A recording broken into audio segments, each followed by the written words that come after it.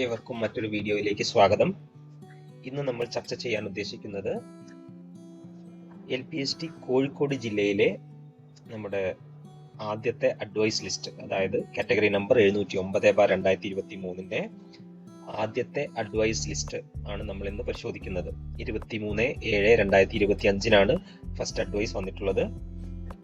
അതിൻ്റെ ഒഴിവുകൾ റിപ്പോർട്ട് ചെയ്യപ്പെട്ടിട്ടുള്ളത് 4/2/2025 മൊത്തത്തിൽ 17 ഒഴിവുകളാണ് ഇതിൽ അഡ്വൈസ് പോയിട്ടുള്ളത്. അതിൽ 15 അൺഫിൽഡ് DA ആണ്, 2 ഫ്രഷ് ഒഴിവുകളുമാണ്. മൊത്തത്തിൽ 17 ഒഴിവുകളാണ് ഇതിൽ പോയിട്ടുള്ളത്. ഇനി നമ്മൾ റാങ്ക് ലിസ്റ്റ് പരിശോധിക്കുകയാണെങ്കിൽ റാങ്ക് ലിസ്റ്റിൽ മൊത്തത്തിൽ 606 പേരാണ് മെയിൻ ലിസ്റ്റിലുള്ളത്. സപ്ലിയിൽ 530, DA കാറ്റഗറിയിൽ 13 പേരാണുള്ളത്. DA കാറ്റഗറിയിൽ 13 പേരാണുള്ളത്. ആ 13 തന്നെ LV-യിൽ 6, DA-HI 1, അതുപോലെ LD 6, DA-M കാറ്റഗറിയിൽ, അതായത് മൾട്ടിപ്പിൾ ഡിസബിലിറ്റി കാറ്റഗറിയിൽ ആരും തന്നെ ഇല്ല. ഇങ്ങനെയാണ് നമ്മുടെ റാങ്ക് ലിസ്റ്റിന്റെ ഒരു നില. ഇനി നമ്മൾ ഈ അഡ്വൈസ് ലിസ്റ്റിലേക്ക് വന്നാൽ പറഞ്ഞ പോലെ മൊത്തത്തിൽ 17 അഡ്വൈസുകളാണ് ഇതിലുള്ളത്. അതിൽ ഓരോ അഡ്വൈസുകളും ഏത് രീതിയിലാണ് അൺഫിൽഡ് DA എന്നൊക്കെയാണ് വന്നിട്ടുള്ളത് എന്നുള്ളതാണ് ഇവിടെ കാണിച്ചിരിക്കുന്നത്.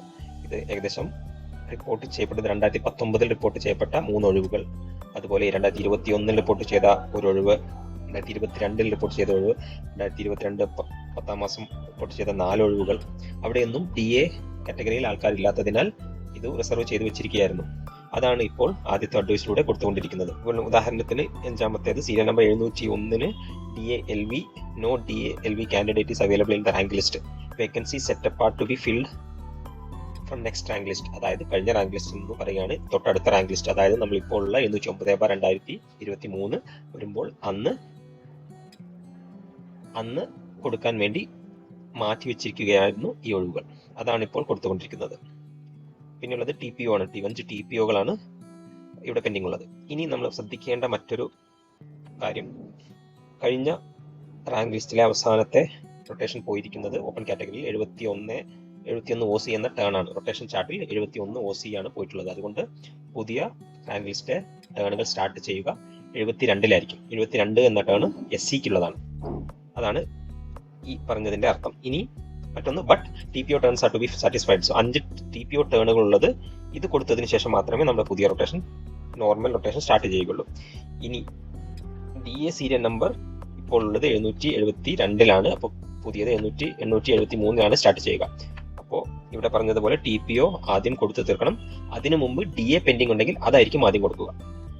അതാണ് ഇപ്പോൾ നമ്മൾ ഇവിടെ കണ്ടുകൊണ്ടിരിക്കുന്നത്. ഇതാണ് DAയുടെ സീരിയൽ നമ്പർ. എല്ലാ അഡ്വൈസിലും ഒരു സീരിയൽ നമ്പർ ഉണ്ടായിരിക്കും, DA സീരിയൽ നമ്പർ ഉണ്ടായിരിക്കും. DA സീരിയൽ നമ്പർ എന്ന് പറഞ്ഞാൽ ഇങ്ങനെ റണ്ണിങ് സീരിയൽ നമ്പർ ആയിരിക്കും. കഴിഞ്ഞ പ്രാവശ്യം നിർത്തിയതിൽ നിന്ന് വീണ്ടും തുടങ്ങിയായിരിക്കും. കഴിഞ്ഞ പ്രാവശ്യം കഴിഞ്ഞത് 872 അതുകൊണ്ട് പുതിയത് 873-ലായിരിക്കും സ്റ്റാർട്ട് ചെയ്യുക, അതായത് പുതിയ ടേണുകൾ.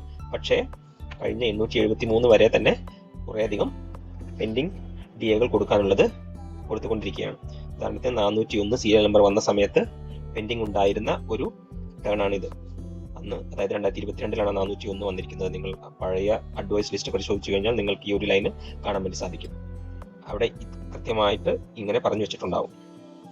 സീരിയൽ നമ്പർ 401-ൽ DA-LV ആൾക്കാരില്ലാത്തതിനാൽ ഇത് നെക്സ്റ്റ് റാങ്ക് ലിസ്റ്റിലേക്ക് കൊടുത്തിട്ടുണ്ടാവും. നെക്സ്റ്റ് റാങ്ക് ലിസ്റ്റിൽ കൊടുക്കാൻ വേണ്ടി മാറ്റി വെച്ചിട്ടുണ്ട് എന്നുള്ളത് കൃത്യമായിട്ട് അവിടെ പറഞ്ഞിട്ടുണ്ടാകും. ഇനി അതുപോലെ 401, 434, 467 ഇതൊക്കെയാണ് DAകളുടെ ടേണുകൾ. വീണ്ടും 501, 534 ഇതെല്ലാം പെൻഡിങ് ആയിരുന്നു. അത് കൊടുത്ത് 767, 801 കഴിഞ്ഞപ്പോഴേക്കും നമ്മുടെ പറഞ്ഞ ടേണുകൾ കഴിഞ്ഞു. ഇനി നമുക്ക് 2 ഒഴിവുകളാണ്, ഫ്രഷ് ഒഴിവുകളാണ് ഉള്ളത്. അതിലൊന്ന് ഫസ്റ്റ് കൊടുക്കുക TPO ആയിരിക്കും. TPO ഫസ്റ്റ് ഉള്ളത് 62 EBT-ക്കാണ്. അപ്പോൾ അത് കൊടുത്തു. അത് കഴിഞ്ഞ ശേഷം 2 ഒഴിവുകളാണ് ഫ്രഷ് ഒഴിവുകളുള്ളത്. അതുകൊണ്ട് ഒന്ന് ഓപ്പൺ കാറ്റഗറിക്ക് കൊടുക്കേണ്ടതുണ്ട്. അതുകൊണ്ട് വീണ്ടും 72-ാമത്തെ ടേൺ ആണ് വരേണ്ടത്. പക്ഷേ 72-ാമത്തെ ടേൺ TPO ആക്കി മാറ്റി വെച്ച് 73 ടേണിന് കൊടുത്തു. പിന്നെ കഴിഞ്ഞ റാങ്ക് ലിസ്റ്റിൽ DA-M കാറ്റഗറിക്കാർ ഒന്നും തന്നെ ഉണ്ടായിരുന്നില്ല. കാരണം ആ നിയമം വന്നത് ആ റാങ്ക് ലിസ്റ്റ് വന്നതിന് ശേഷമാണ്. അതുകൊണ്ട് അവർക്കുള്ള പെൻഡിങ് ടേണുകളാണ് ഈ കാണിച്ചിരിക്കുന്നത്. സത്യത്തിൽ അവരുടെ ടേൺ വരുന്നത് 76 എന്നുള്ളതാണ്. 76, 176, 276 എന്നുള്ളതാണ് അവരുടെ ടേണുകൾ വരുന്നത്. അപ്പോൾ ഈ ടേണുകൾ അന്ന് റാങ്ക് ലിസ്റ്റ് ഇല്ലാത്തതിനാൽ ഈ റാങ്ക് ലിസ്റ്റിൽ നിന്നാണ് പോവേണ്ടത്. എന്നാൽ ഈ റാങ്ക് ലിസ്റ്റിലും DAM കാറ്റഗറിക്കാർ ഇല്ലാത്തതിനാൽ അത് വീണ്ടും അടുത്ത പ്രാവശ്യത്തേക്ക് മാറ്റി വെച്ചിരിക്കുകയാണ്. അതുകൊണ്ട് ഈ ഒഴിവ് സത്യത്തിൽ ആർക്കും തന്നെ അഡ്വൈസ് പോവുകയില്ല. അത് അടുത്ത റാങ്ക് ലിസ്റ്റ് വരുമ്പോൾ കൊടുക്കുകയുള്ളൂ. അതുപോലെ നമ്മൾ കാണുന്ന മറ്റൊന്ന് സത്യത്തിൽ ഈ 2 എണ്ണം അല്ല ഉള്ളത്. ഇനിയും നമ്മുടെ കണക്ക് പ്രകാരം ഏകദേശം 6 DAM കാറ്റഗറിക്കാർക്ക് കൂടി കൊടുക്കാനുണ്ട്. സത്യത്തിൽ അതുകൂടി കൊടുത്തതിന് ശേഷമേ സത്യത്തിൽ ഈ റൊട്ടേഷൻ സ്റ്റാർട്ട് ചെയ്യാറുള്ളൂ. അപ്പോൾ നമ്മൾ മനസ്സിലാക്കുന്നത് ഇനി അടുത്തൊരു അഡ്വൈസ് വരുമ്പോൾ ഒരു 170 സീരിയൽ നമ്പർ 76 176 കഴിഞ്ഞു. അപ്പോൾ ഇനി 276 376 476 576 676 776 ഇങ്ങനെ 6 ടേണുകൾ സത്യത്തിൽ പെൻഡിങ് കഴിഞ്ഞ പ്രാവശ്യം തന്നെ ഉണ്ട്. അതുകൊണ്ട് അവർക്ക് കൊടുക്കും എന്നാണ് നമ്മൾ കരുതുന്നത്. എന്തുകൊണ്ടാണ് അതിന് മുന്നേ ഈ 2 ഒഴിവുകൾ കൊടുത്തത് നമുക്കറിയില്ല. കാരണം ഇവിടെ തന്നെ സത്യത്തിൽ അത് സ്റ്റാർട്ട് ചെയ്തതായിട്ടാണ് നമുക്ക് കാണുന്നത്. ഏതായാലും ഇത് അടുത്ത അഡ്വൈസിൽ സത്യത്തിൽ ഒരു 6 DAM കാറ്റഗറിക്കാർക്ക് കൂടി ഒഴിവുകൾ മാറ്റിവെച്ചതിന് ശേഷം മാത്രമേ തുടങ്ങാൻ സാധ്യതയുള്ളൂ എന്നാണ് നമ്മൾ മനസ്സിലാക്കുന്നത്. ഇനി അടുത്ത അഡ്വൈസ് വരുമ്പോൾ അതെങ്ങനെയാണ് വരുന്നതെന്ന് നമുക്ക് നോക്കാം. ഇവിടെ 17 എണ്ണം അഡ്വൈസ് കൊടുത്തതായിട്ടാണ് കാണിക്കുന്നത്. പക്ഷേ സത്യത്തിൽ 2 എണ്ണം പെൻഡിങ് വെച്ചിരിക്കുകയാണ്. സത്യത്തിൽ 15 പേർക്ക് മാത്രമേ അഡ്വൈസ് പോവുകയുള്ളൂ. 2 എണ്ണം അവർക്ക് വേണ്ടി പെൻഡിങ് വെച്ചിരിക്കുകയാണ്. ഇതാണ് നമ്മൾ ഇത് കാണുമ്പോൾ അഡ്വൈസ് കാണുമ്പോൾ നമുക്ക് മനസ്സിലാവുന്നത്. ഇനി ഇത് കൊടുത്തതിന് ശേഷം പുതിയ TPO ടേണുകൾ ഇവയ്ക്കാണ് 64 66 68 70 അതുപോലെ 72 ഈ അഡ്വൈസിൽ വന്ന ഒരു TPO ആണ്. 23/7/2025 വന്ന ഒരു TPO ആണ്. ഇത് അടുത്ത അഡ്വൈസിൽ DA കൊടുത്തതിന് ശേഷം ഈ TPOകൾ കൊടുത്തതിന് ശേഷം മാത്രമേ പുതിയ ഓപ്പൺ കാറ്റഗറിക്ക് അഡ്വൈസ് പോവുകയുള്ളൂ. അതുപോലെ തന്നെ ഈ TPO കൊടുക്കുമ്പോൾ തന്നെ മൊത്തത്തിൽ നോക്കുമ്പോൾ 50% റിസർവേഷൻ വരാൻ പാടുള്ളൂ.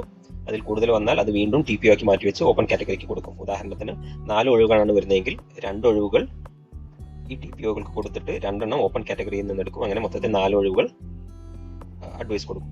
ഇനി 6 എണ്ണം വരികയാണെങ്കിൽ 3 എണ്ണം ഇവിടുന്നും 3 എണ്ണം ഓപ്പൺ കാറ്റഗറിയിൽ നിന്നും എടുക്കും.